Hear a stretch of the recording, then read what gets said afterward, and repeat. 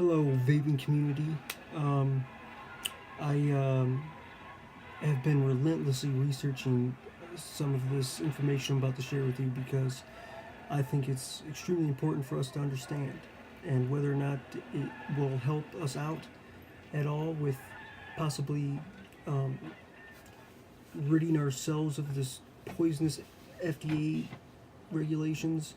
Um, I don't know. No one actually knows. There's so much information on the web right now, debates between government officials and attorneys and uh, Congress members, politicians. Regardless, um, there's about three things I want to just announce that you should probably research. Um, and one is the REINS Act, and that's REINS Act, and it's regulations from the Executive in Need of Scrutiny Act. And when they say from the executive, it means the executive government agencies, which basically answer to no one but the executive branch, like the FDA. And I'd always wondered, like, how does the FDA have this much power? Like, this is crazy. Um, and then something was brought to my attention called the Chevron Deference. And that's the other thing I want to talk to you about. And Chevron is Chevron, Deference, Deference.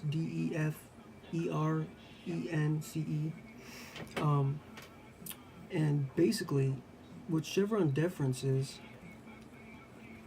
it's a result of the Supreme Court ruling in Chevron USA versus Natural Resources Defense Council in 1984, and was deference to regulatory agencies' interpretations of silent or ambiguous statutes.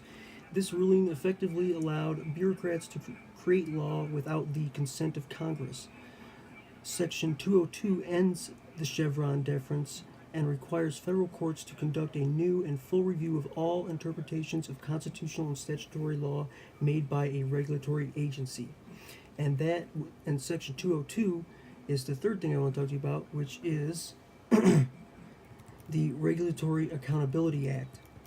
Okay, so this starts getting complicated, but with the conservatives doing this massive deregulation of the government right now, um, this is what's going on. I just decided one day to go onto the government website and look, the federal government website, and look at all of the proposed bills for the year, and I didn't see one thing related to the FDA regulations. And then the next day, the Cole Bishop Amendment came out. So remember to support that, of course, obviously. That's a no-brainer, right?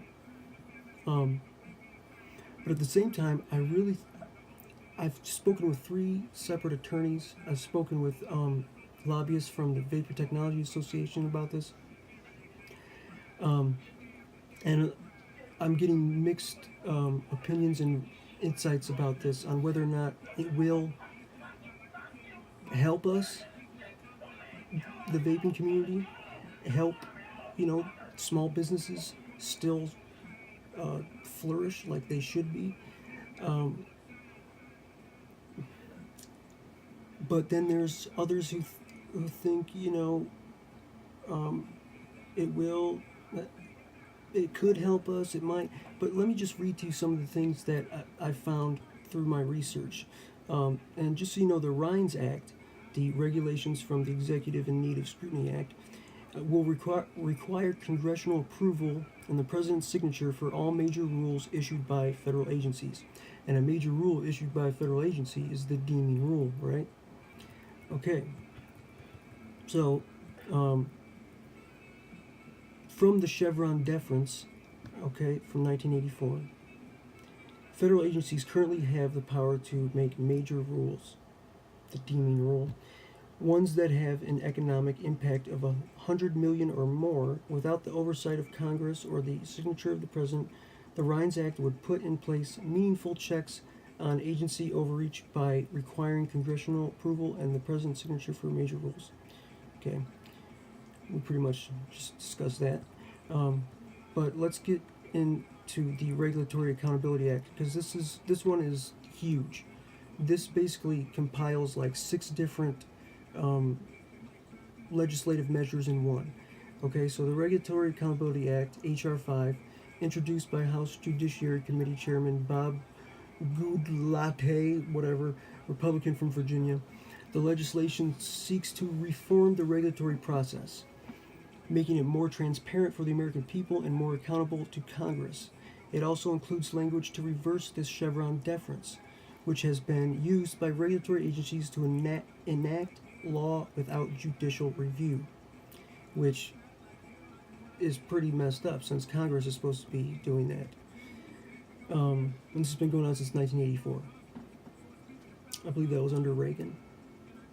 The Regulatory Accountability Act brings together several regulatory reform bills that have previously passed the U.S. House of Representatives, including the Separation of Powers Restoration Act, or SOPRA, and all economic regulations are transparent Alert Act.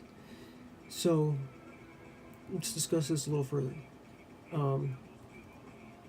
This Regulatory Accountability Act is already passed by Congress but it has to go through the Senate now, and it's been passed before by Congress, but never by the Senate. But Trump said if it gets passed by the Senate and it reaches his desk, he'll definitely sign it. Of course, that's all I ever do is see him signing stuff. But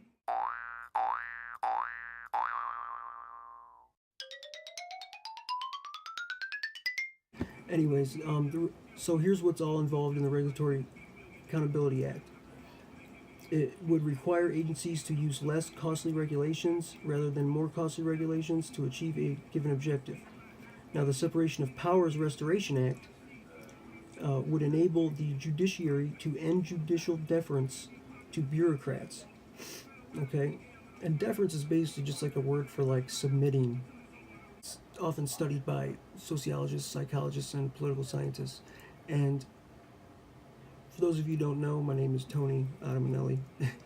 I am a sociologist, but I am more so a professional vaping journalist for vapingpost.com, one of the most trusted sources for global news on vaping.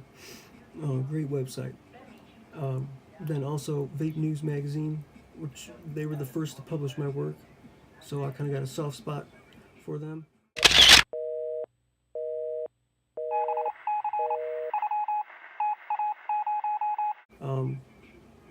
Another great publication. And then a publication that's continued to impress me is Vape Around Magazine. I'm published in there regularly. They've got a UK edition and a US edition, even though they're located in the UK.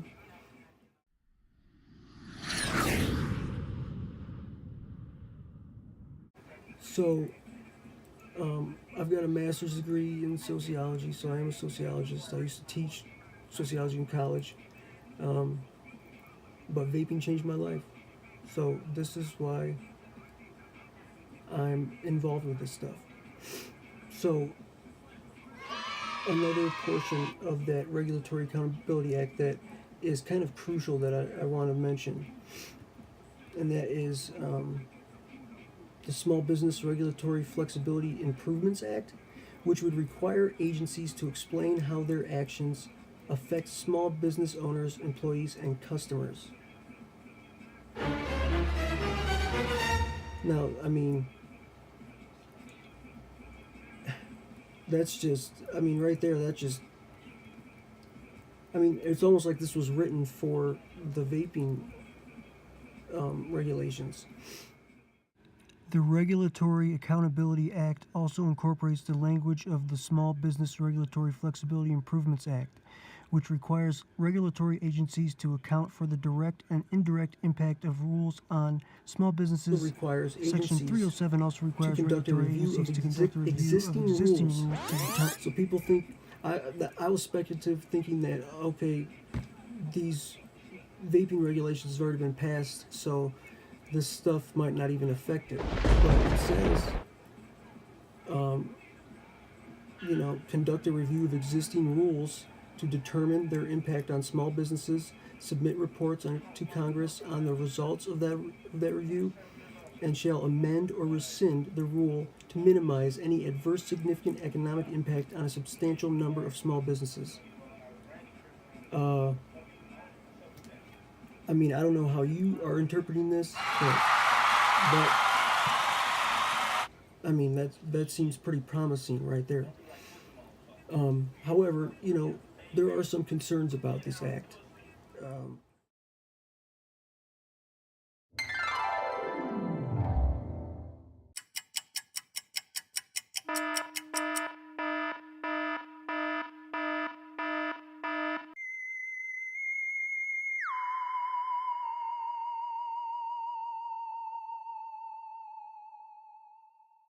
there's so much information out there. There really is on these three topics, which is the REINS Act, okay, Chevron Deference, and the Regulatory Accountability Act.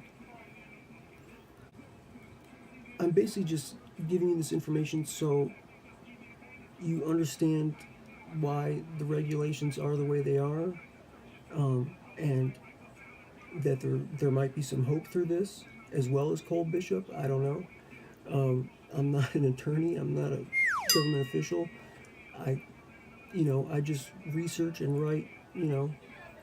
So and report. Obviously, I try to share this information with my vape fam because you guys are amazing people.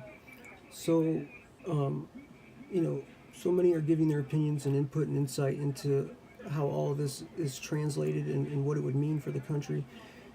But what I'm suggesting is just read it for yourself. Read, go to the .gov site, read the Regulatory Accountability Act.